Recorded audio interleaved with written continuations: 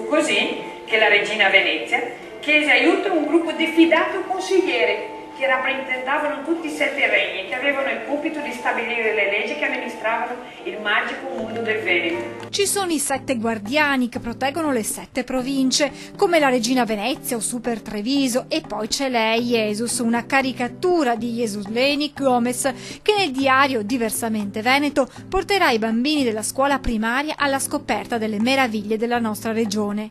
L'idea è nata dopo il viaggio che ha portato l'imprenditrice di origini brasiliane ma veronese d'adozione ad attraversare a piedi i 574 comuni veneti. Ho reso partecipi più piccoli che nella camminata non potevano partecipare con i discorsi che facevamo da grandi. La sua esperienza, ora Jesus Leni, la racconta ogni martedì in prima serata nel programma di Antenna 3 Diversamente Veneto. E adesso arriva per i più piccoli questo viaggio fantastico, una sorta di fiaba alla scoperta delle province e tramite racconti e canti popolari delle vicende dei veneti durante l'emigrazione di fine 800 e primi 900. Fatta a immagine e a utilizzo dei bambini, quindi una cosa molto semplice, molto ben fatta. Io vi auguro che questo possa essere anche un imprinting per i bambini che lo leggeranno. 5.000 le copie a disposizione dei genitori. Devono solamente mandare un WhatsApp dicendo l'età dei bambini, noi gli chiederemo da raccontarci come sono diversamente Veneto,